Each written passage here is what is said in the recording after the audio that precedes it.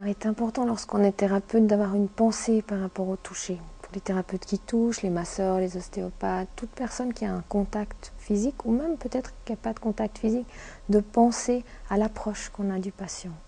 Et là, ce que moi j'aimerais offrir, c'est déjà une pensée autour du contact. Penser au fait que depuis qu'on est né, on a toujours été touché dans une intentionnalité. Quand on est, on attend qu'on fasse nos nuits, on attend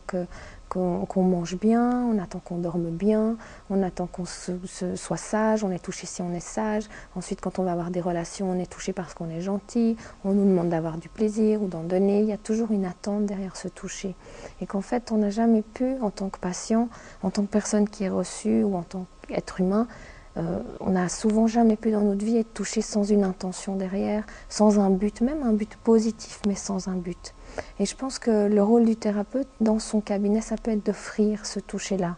C'est comme en fait une approche où on ne va pas se centrer sur le symptôme, on ne va pas essayer de savoir ce que le patient a, s'il a mal à la hanche, s'il a mal à l'épaule, mais on va recevoir l'être du patient dans son entier, on va s'ouvrir à recevoir ce qu'il est, et dans ce recevoir-là, on va ouvrir un espace pour que le patient puisse se rééquilibrer, un espace où le patient puisse rééquilibrer son énergie par lui-même, un espace où il peut reconnecter dans son corps cette capacité de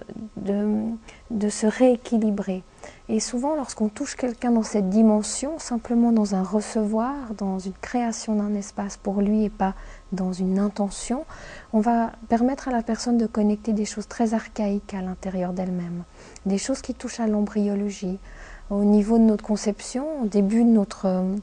développement embryologique, il y a un moment où toutes nos cellules sont des cellules souches, un moment où tout notre être est capable de créer n'importe quel organe, n'importe quelle chose. Il y a un potentiel total dans notre corps de création, d'équilibrage et de création de matière. Et quand on offre un espace comme ça à l'être, l'être va reconnecter ses premières énergies, va reconnecter cette capacité de créer tout. Et donc dans cet espace, la personne va pouvoir retoucher dans son corps ce potentiel de guérison qui est là dans le corps et qui, selon les thérapies, n'a pas de place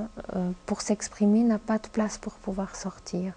Donc pour un thérapeute, c'est tout un enseignement de prendre conscience que le fait de s'asseoir avec son patient dans une présence, dans un équilibrage de lui-même, s'asseoir dans sa verticalité, être ancré dans le toucher du patient, offrir quelque chose mais pas attendre quelque chose, ça laisse cet espace comme un bouton de rose qui de lui-même va pouvoir s'ouvrir parce qu'on lui offre un espace, parce qu'on lui offre une place pour ça. Et c'est bien sûr très difficile de sortir de cette intentionnalité. On a souvent appris à travers notre manière de faire nos techniques thérapeutiques, quelles qu'elles soient, d'être basé sur le symptôme, de chercher où il y a le problème, d'aller à la cause. C'est très difficile de pouvoir s'asseoir à côté de l'autre et simplement d'être avec lui, simplement de ne rien faire, de ne pas être celui qui est utile, celui qui arrive à quelque chose, mais d'offrir une présence. C'est une question de résonance ou d'harmonique comme dans la musique. Si je m'assois à côté de quelqu'un dans une présence totale, par harmonie, par résonance, il va se mettre en lui dans une présence. Il y a quelque chose de résonance qui va se passer entre le patient et le thérapeute qui va permettre au patient de toucher une dimension en lui qui est verticalisée, qui est ancrée, qui est dans l'équilibre, parce que le thérapeute apporte ça dans le cadre du cabinet. On pourrait dire d'une certaine manière que le thérapeute est une ancre, dans le sens maritime, et que le patient est un bateau, les voiles ouvertes dans la tempête, et que d'une certaine manière, parce qu'il est dans un moment de vie, où il est dans une tempête, où il est dans un mouvement, parce qu'il y a une ancre, parce qu'il y a un point fixe dans la pièce, quelqu'un qui crée cet horizon, qui crée ce point fixe, le patient peut se poser, le patient peut s'arrêter, peut revenir vers la rive, peut retrouver une direction, peut descendre les voiles et puis ne plus être réceptif à cette tempête. Et souvent, c'est minimiser l'impact que peut avoir cette présence du thérapeute. Et souvent, le thérapeute ne cherche pas à avoir une présence, il cherche une efficacité. Donc dans le toucher sans intention, on sort de l'efficacité, on sort de vouloir apporter, on sort de vouloir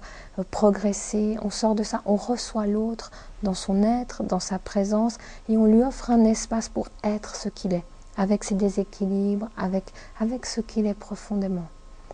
Et dans ce recevoir de ce qu'il est profondément, on lui offre une possibilité de connecter en lui ce qu'il a de plus guérisseur, de plus reformateur, et de pouvoir exprimer son être. Et s'il peut faire ça dans le cabinet, s'il peut faire ça à un moment dans la rencontre, alors il a touché quelque chose qui peut amener à l'extérieur. Ça lui permet à lui de s'auto-rééquilibrer.